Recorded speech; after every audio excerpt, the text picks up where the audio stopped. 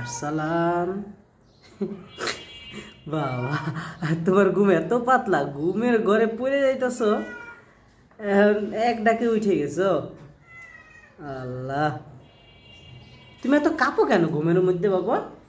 হ্যাঁ আরসালান, তুমি এত কাঁপো কেন? হ্যাঁ,